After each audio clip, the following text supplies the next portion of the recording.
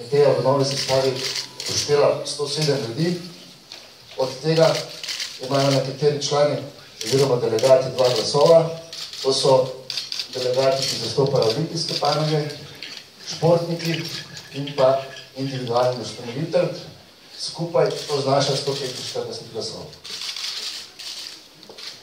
Volilna komisija v skladu z pravili Olimpijske komiteje in pa poslovnikom Zveze z delovanja skupščine izvedla vsa volilna pravila.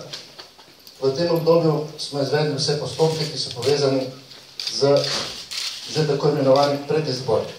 V določeni skupini članic smo morali izvesti volitve za delegate skupščine.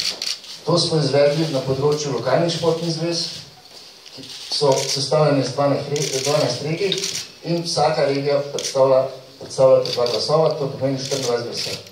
Potem smo izvedli volitve na področju zvez, ki delujejo na področju športa za vse, to so 3 glasovi, na področju različnih združenj in zvez, ki predstavljajo vsi skupaj 1 glas v sestavi skupščine, in pa na področju zvez, ki delujejo v zamejstvu, to so 3 zveze in zastopajo 1 glas v sami skupščini.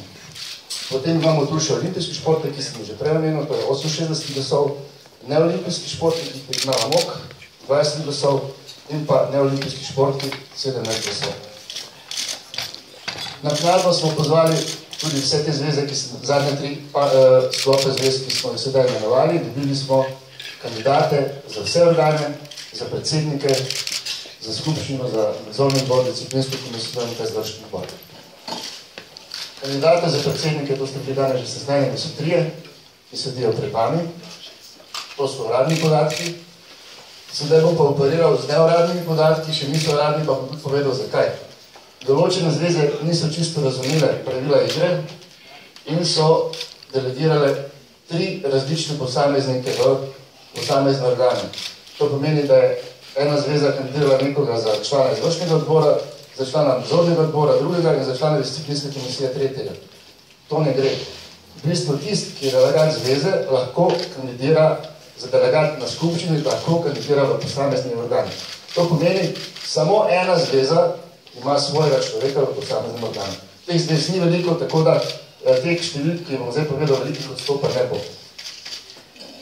Kandidati za prvega podpredsednika so 4, to so podpredsedniki, ki delujejo na področju lokalnih športnih zvez.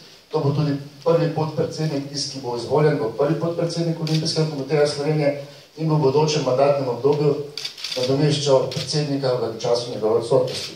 Potem imamo drugega podpredsednika, ta pokriva področje tekmovalnega športa in so ga kandidirale nacionalne športne zveze, teh je 6 kandidatov.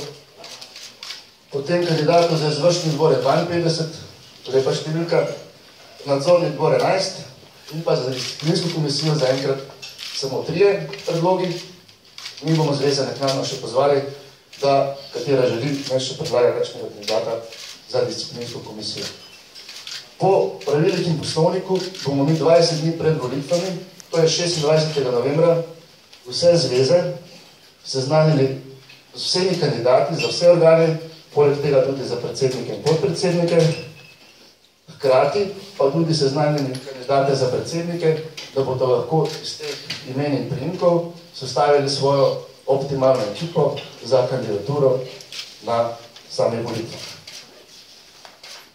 Po teh volitev bo potekal, najprej bomo volili predsednika, potem nadzorni odbor, disciplinsko komisijo, podpredsednike in na koncu izvršni odbor.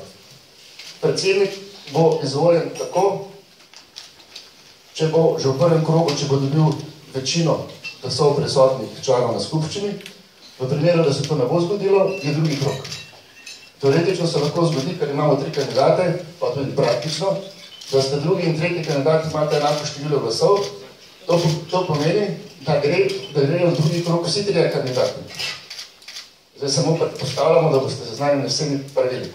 V primeru, da tudi v tretjem krogu ne pride do izglasovanja večine prisotnih glasov, se skupščina prekliče oziroma se skliče nova skupščina, ki mora biti sklicana v roku 3 mesecev in z celimi novimi volilnimi postopki.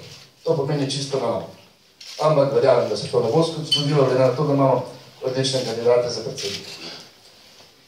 Nadzorni odbor in disciplinska komisija, v bistvu se izvoljeni so tisti, ki pač dobijo največje število glasov. Prvi trije so v samem odboru, potem pa imamo še nadomestna 2 člana. Podpredsedniki, kandidat za predsednika predlaga 3 podpredsednike, prvega, ki sem že prej omenil, za področje lokalnega športa, športa za vse, drugega za tekmovalni šport in pa tretjega, ki ga določi sam. Določiti ga pa mora izmed delegatov na skupščini. Samo tisti, ki so na skupščini delegati, predstavljeni